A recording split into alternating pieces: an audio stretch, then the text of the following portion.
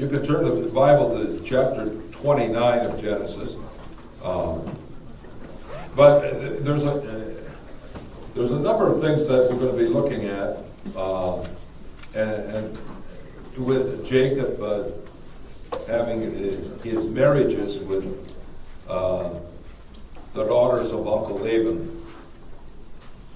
And I want to kind of focus on the women, because too often, there's a reason why they call this section of the book of Genesis patriarchal narratives, and they don't really focus on the women very much, but in this section there's a lot of focus on the women and their role in continuing God's divine plan. So, the beginning of chapter 29, Jacob has been sent by his folks from the southern part of Palestine to Uncle Laban's territory.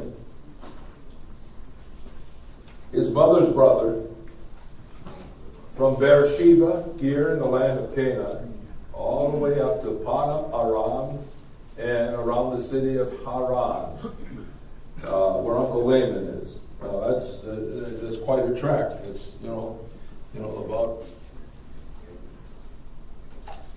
almost a third of the Fertile Crescent along the trade route, probably.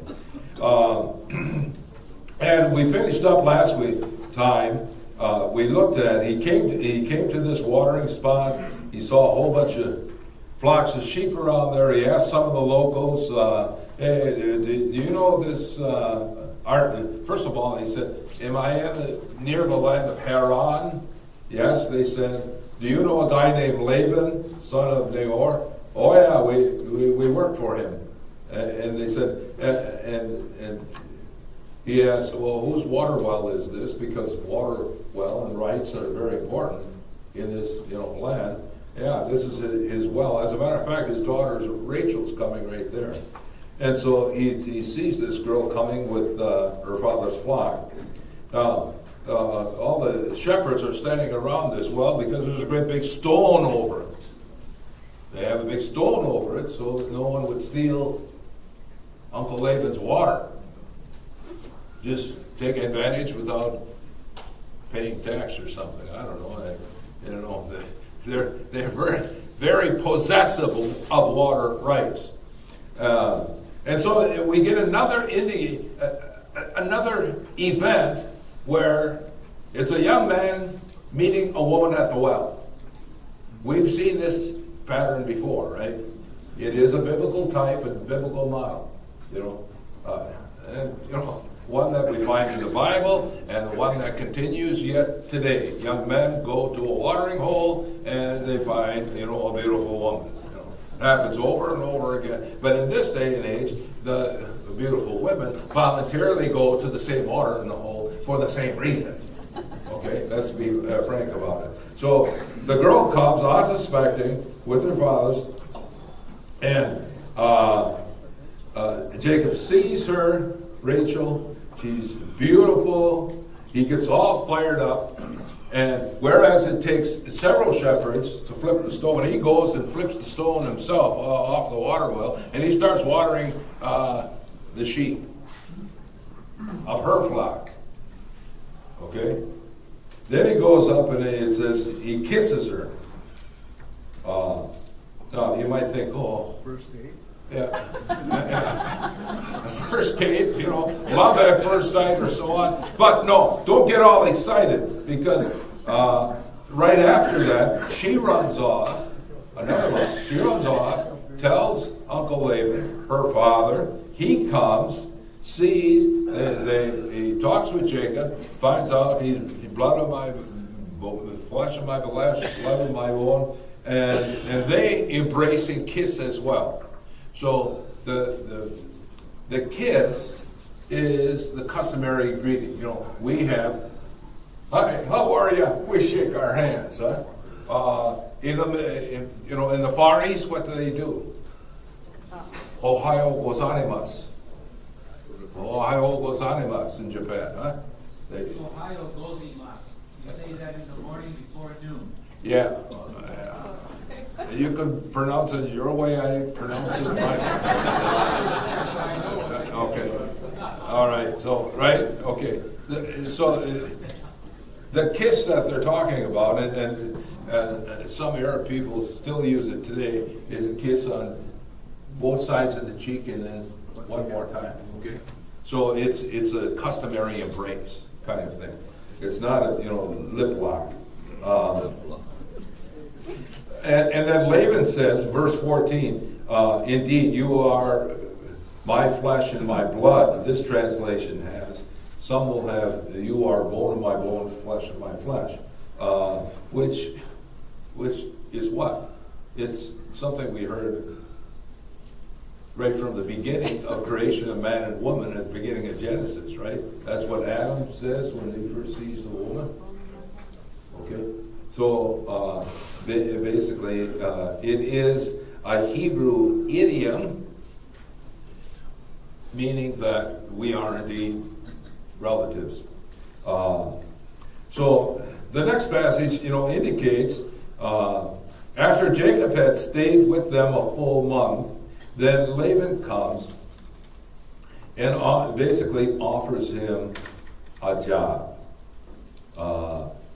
Should you serve me for nothing just because you are a relative of mine? Tell me what your wages should be. Now Laban had two daughters, and the older was Leah, and the younger was Rachel. Leah, now get this, the description of these girls, okay? So Leah had lovely eyes. Your translation has weak eyes. Okay, your translation? Weak eyes. No sparkle in this one. No sparkling. No sparkle in her eye. No sparkle. Dull. Dull eyes. Clear eyes. What is it? Clear. B-L-E-A-R. Blear eyes. Blurry.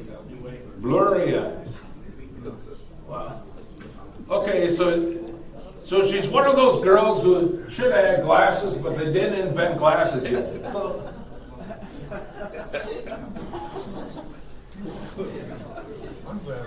okay.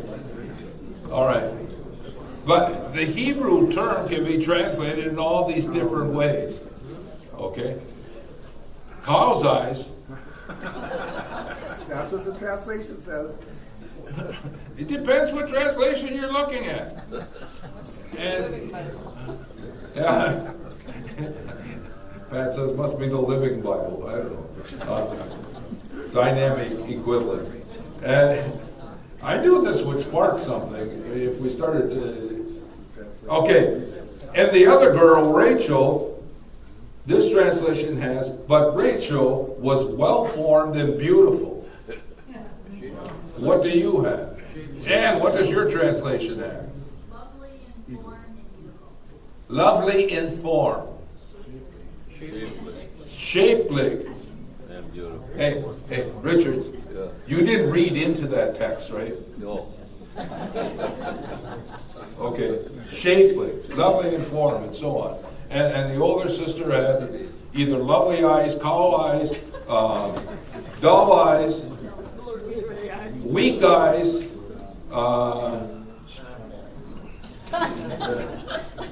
well, there was no contact with her.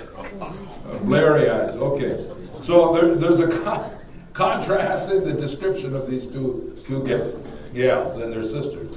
But the key point, folks, is Leah is the older, Rachel is the younger. But since, verse 18, Jacob had fallen in love with Rachel, love at first sight, he answered Laban and said, I will serve you 7 years for your younger daughter Rachel. Now, first thing I want to point out, this begins to fall into, something.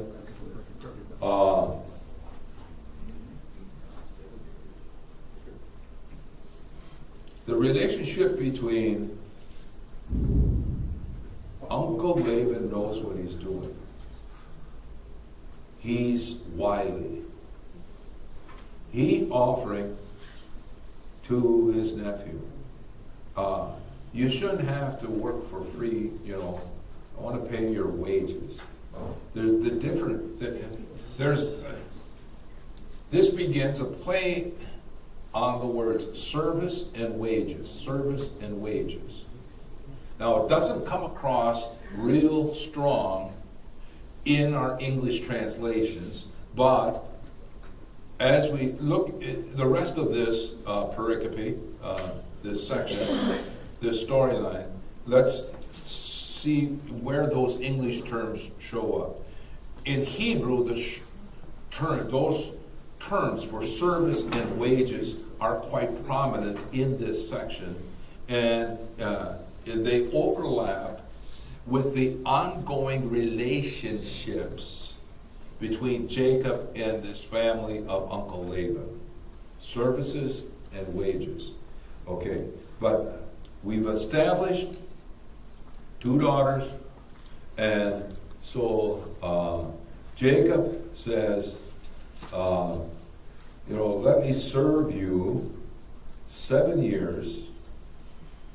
And Laban replied, I prefer to give her to you rather than an outsider. Stay with me.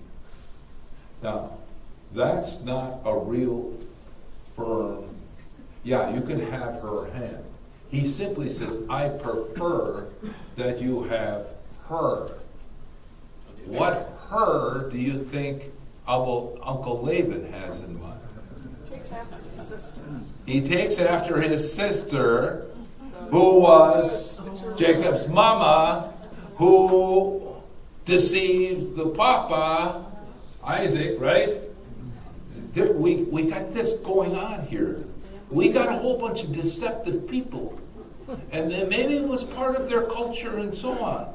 But if we continue to look at what happens, so verse 20, so Jacob served 7 years for Rachel, he thought for Rachel, and yet they seemed to him to be just a few days because of his love for her. Isn't that romantic? Okay. Then Jacob said to Laban, give me my wife, that I may consummate my marriage with her, for my term is now completed. Now, please understand, in this day and age, marriages were all arranged. Usually the marriages were arranged between the head of the household of the bride and the head of the household of the groom. Now, we already saw a pattern that broke from that when Isaac sent his messenger to Uncle Laban, or Abraham sent his messenger to Uncle Laban to get Laban's sister, Rebekah, for Isaac. Here, there's no papa. Okay?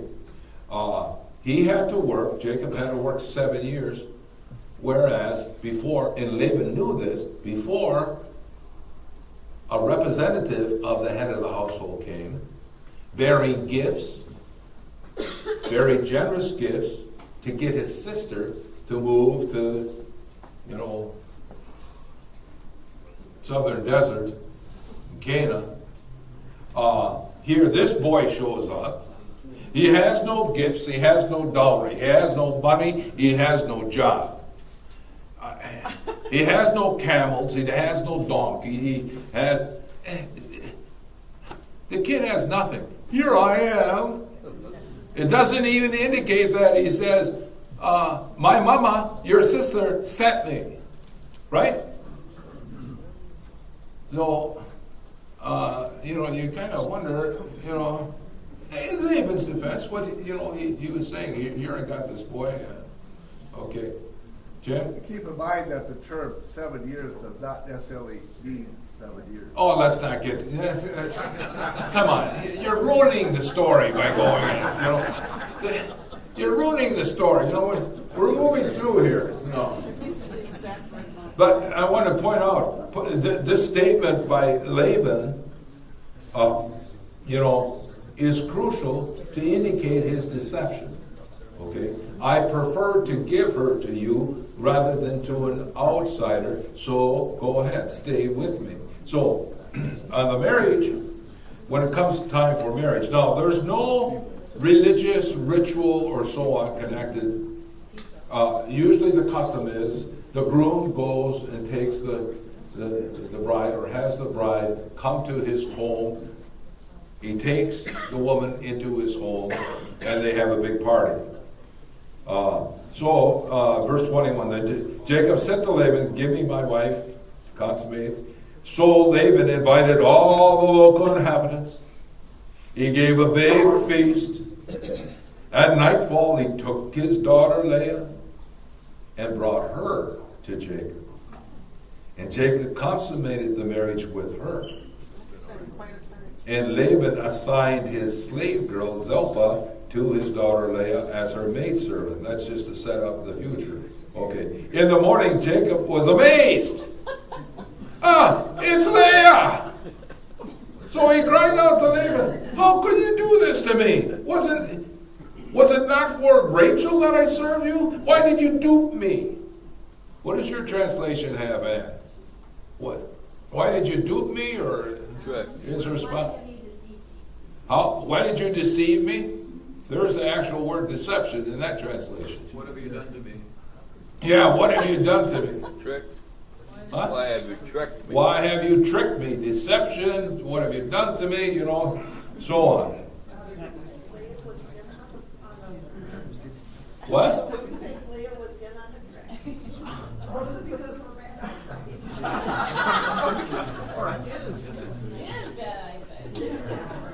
Well,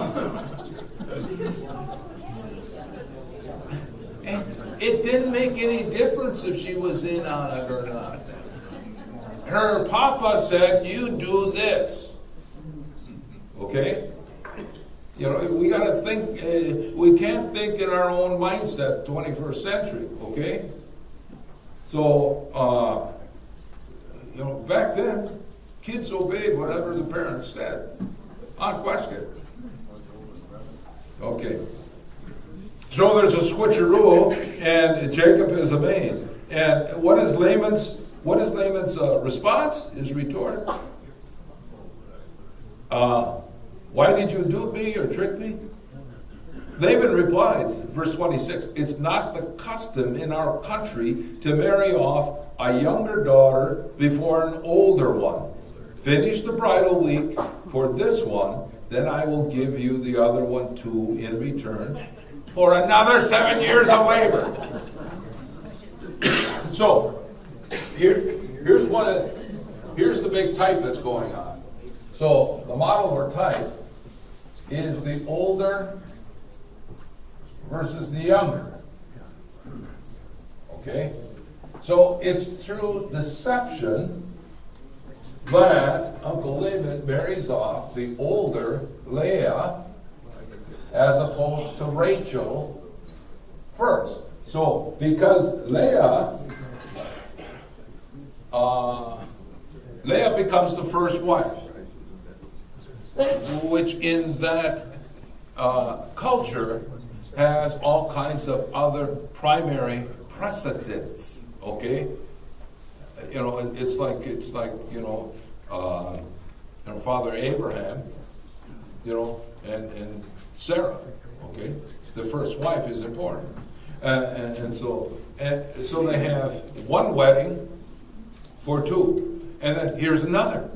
Uncle Laban, cheap. Fill in the blank that you want to use. Not only is he deceptive, but he marries off two daughters for the price of one. Okay? If Rachel was only 16 when they met. Well, then we don't know how old these girls are, But she would have been 30, 14 years later. 14 years later, maybe she was 12. It doesn't make any difference. But what we have is all kinds of deception going on. But the other thing that we have, if you take a look at it, so here's a question for you. Do you think that Uncle Laban's deception is Jacob's payback for deceiving his father and taking from his brother Esau The birthright, the family blessing, the paternal blessing, and all that. Do you think this is payback? Huh? Because in that case, Jacob, the younger, ends up with the privileges of family. Here, with this deception, the older ends up what will be the privileges of the family. The older woman, the privileges of the family. So, now, as the narrative continues, and then this is where it gets really crazy when we start. You mean it hasn't? No, it hasn't. Okay, so starting with 31. So we remain with Uncle Laban for another 7 years. When the Lord saw that Leah was unloved, he made her fruitful, while Rachel remained barren. So Leah conceived and bore a son. They named him Reuben, for she said it means the Lord. Some of you might have Yahweh if you have a New Jerusalem Bible. Yahweh saw my misery, and now my husband has loved me. She conceived again and bore another son. It means that the Lord has heard I was unloved, and therefore they named him Shimon, or Simeon. Again, she conceived and bore a son. Now at last my husband will become attached to me, since I have now borne 3 sons. This one is called Levi. Once more she conceived and bore a son, and said, this time I will give grateful praise to the Lord. Therefore she named him Judah. And then she stopped bearing children, but only for a while. So, and all the time, Rachel is sterile. So what you have then is the barren woman model. Barren woman model. And we saw that with Sarah too, right? Abraham, Sarah. So here's another type. So you have this thing that develops. The older woman who feels that she's unloved and the younger woman who is loved is sterile, and the older woman has this great, well, the term for it is fecundity, if you want to look it up. Fecundity. So there's a contrast. And out of that contrast, both sisters end up then offering their maid servants. Rachel, when Rachel saw that she had failed at the beginning of 30 to bear children, she became envious, it says here. And she said to Jacob, give me children, for I shall die. In anger, Jacob retorted, can I take the place of God who has denied you the fruit of the womb? So Jacob's perspective is, children come by the grace of God, and by God. It doesn't make any difference what we do. Maybe it's your fault. They don't go that far. She replied, here is my maidservant Bilhah. Have intercourse with her, and let her give birth on my knees, so that I too may have offspring, at least through her. And so she gave her maidservant Bilhah as a consort, or as a second wife, or Jacob had intercourse with her. When Bilhah conceived, she bore a son. And Rachel said, God has vindicated me. Indeed, he has indeed heard my plea and given me a son. Therefore, I shall call him Dan. Now, this, sounds familiar. It's kind of like Sarah and Hagar, right? Okay. And after Rachel's plea, now, note a couple of things. The act of holding a child on one's knees legitimates that child as son of that parent. Okay? So, I don't know if Rachel, it's not clear. This indicated that Rachel served as the midwife in the birth of this child. but the custom back then, holding on the knee, was an expression that served that, who does that child is son of that parent. Secondly, more importantly, and the slave girl's going to have a second child that they call Naphtali. Rachel names them. It's Rachel who names them. Also note the commentary on the names by the name. The commentary will indicate, here the commentary on Dan, the first one, is explained by the term, Hebrew term, Dana Nei, which means he has vindicated me, and Naphtali, explained by the phrase, Naptual Elohim Neptalit, means literally, in divine wrestling match I have wrestled, perhaps implying the concept of an ordeal, since the above rendering, I was engaged in a faithful struggle. So her maidservant gives birth to 2 children, and she names them these names. Another commentary I looked at indicated that these 2 names may have been names of household gods of Laban and so on. And keep that in mind, because that's going to come into play later on as well. There's a strange story coming up. Thomas, what do you have now? Well, Rachel had 2 of the greatest patriarchs. She had Joseph and Benjamin. She died giving birth to Benjamin. Right. 2 of the greatest patriarchs. And it says Hebrew nation is spoken of as the sons of Jacob and the children of Israel. And well, that's all I have about. Okay, all right, yeah. You're getting a little bit ahead, but at least. Well, I knew I would say something. Yeah. It fit in right now. But at least you're in context, so thank you very much. But there's a strange story that's coming up. Okay, here's a strange story. So starting at first team, the strange story about mandrakes.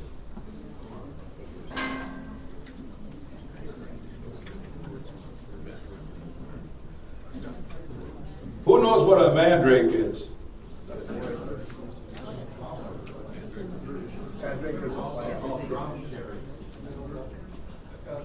Okay, a few people do, huh? It's a medieval herb, although there's a species in Europe too identified with the English. Now, it's of the genus, you might have it in the footnote. This footnote has the genus of Mandraguna. The description in the medical definition from Webster Dictionary is greenish yellow with a purple flower, has yellow fruit, has aphrodisiac properties. It has a large forked root that looks like a human form.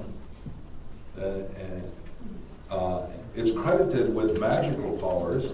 It's used to promote conception, a cathartic, and a narcotic, and a soporific. What does that mean, Doc? Makes you sleepy. Huh? Makes you sleepy. Makes you sleepy? Sleep-inducing, soporific. Also, I think When- it's when- anti-helminthic. Huh? I think it's anti-helminthic too, or treats intestinal worms. Well, anything down below, it helps. Isn't that ginseng? Ginseng? I don't know. I thought it was. I thought it was. Ginseng and mandrake are different. No, there's different. Yeah. And So, then, I when- went all the way to scripture studies to learn something that I learned in Boy Scouts about an edible mandrake, but I never knew all these facts about it. Okay. It's also called sometimes a man apple or May apple Or ground cherry. or ground cherry. It's still, back then it was used for magical rituals and so on. when mixed with wine, I understand, ground up, it gives, it's narcotic, yes. And it's still used, we understand, by the Wiccan, witch religion, and Obanism, and other pagan ritual traditions. So Reuben, the oldest son of this clan, goes out during the wheat harvest and he finds this plant. He pulls it up. Whoa, look at it. It looks like a little man. And he brings it home. Mom, what is this? And he brings it to his mother, Leah. Rachel asked Leah, please let me have some of your son's mandrakes. Leah replied, was it not enough for you to take away my husband, that you must now take my son's mandrakes too? This is an indication of the competition between these two women. There's right. Very well then, Rachel says, in exchange for your son's mandrakes, Jacob can lie with you tonight.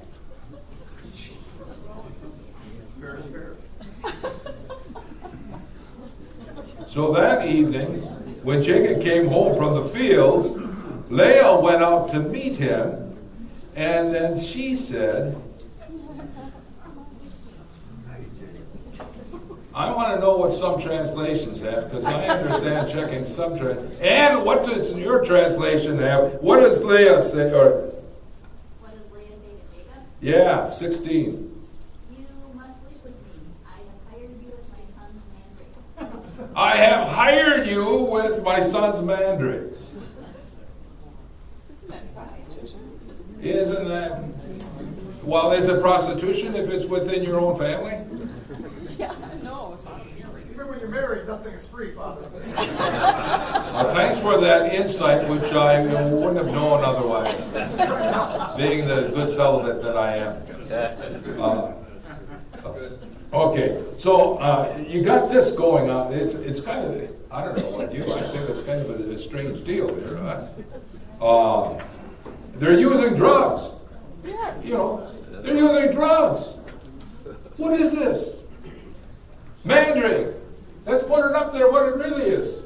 Female Viagra. You know, these pharmaceutical companies are spending, hundreds of millions of dollars to develop, something in a pill form. It's right there in nature. They've been known, it's been known for, over 3,000 years, for crying out loud. All they have to do is read the Bible. And then go up and pull up some mandrake roots. Yeah, some mayhapples, some man apples. Grind it up. Mix it with wine, see what comes out. Another baby. But, okay, so they do, I don't know if it took effect right away or what, but Leah then said, well, she goes and does this, so that night he slept with her, God heard her prayer, and she conceived and bore a fifth son to Jacob. And Leah then said, God has given me my reward for having let my husband have my maidservant. So she named that son Issachar. And Leah conceived again. Now, if you take a look at that other sheet that I gave you on your table, you can keep a scorecard. There's a scorecard of, all these women having these kids who were left and right. And, I'm getting tired just, going over and reading this right now.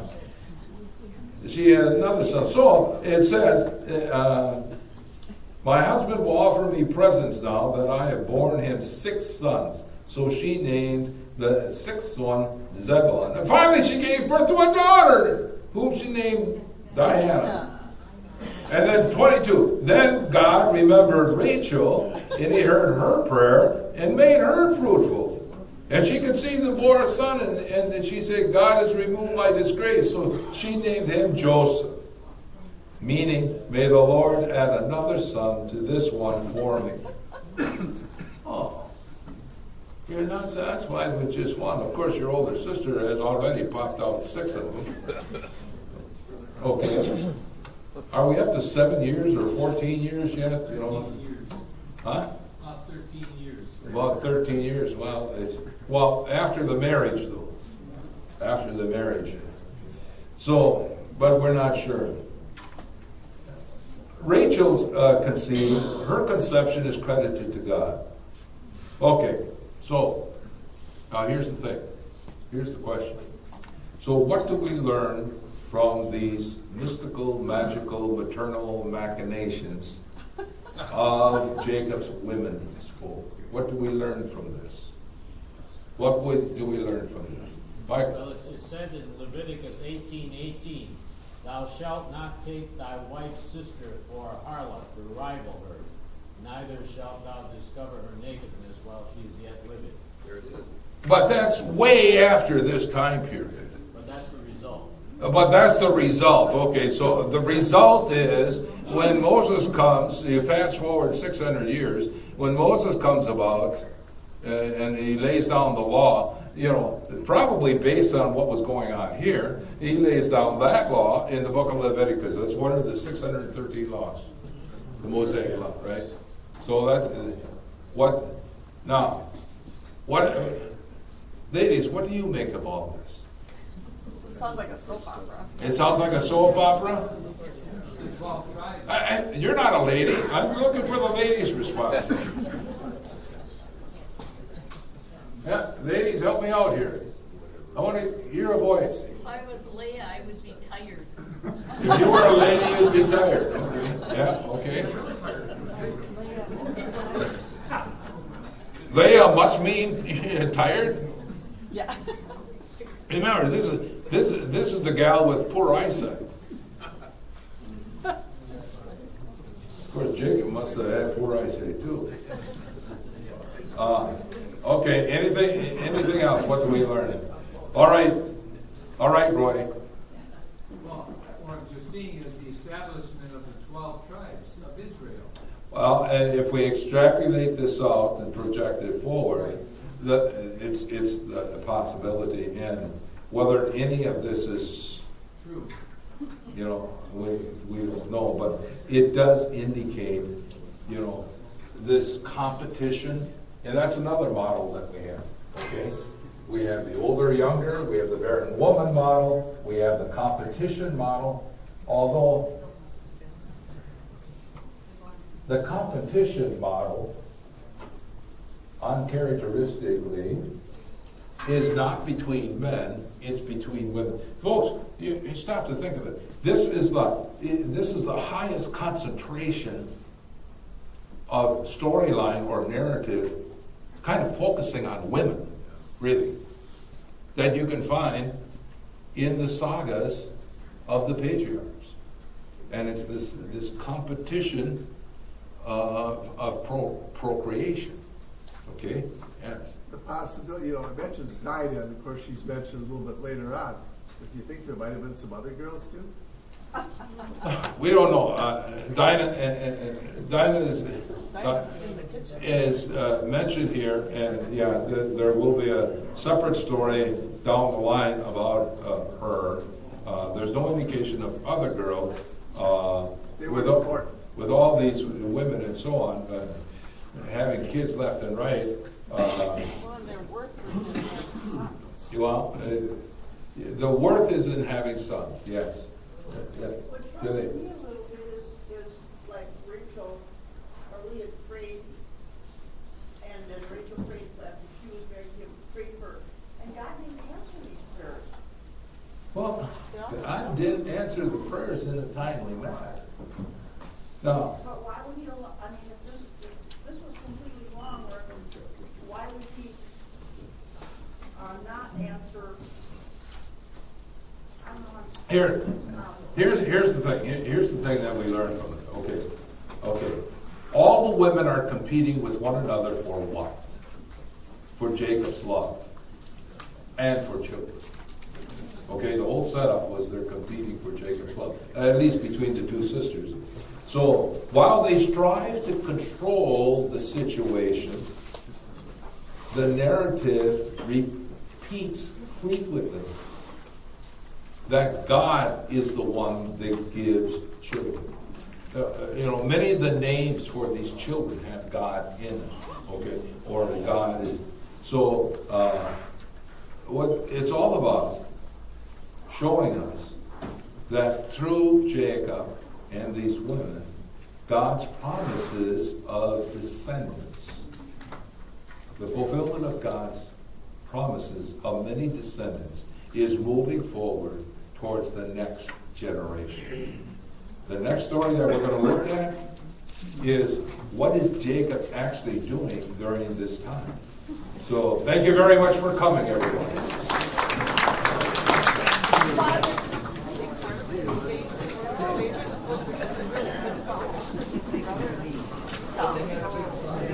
We don't know much about that until later.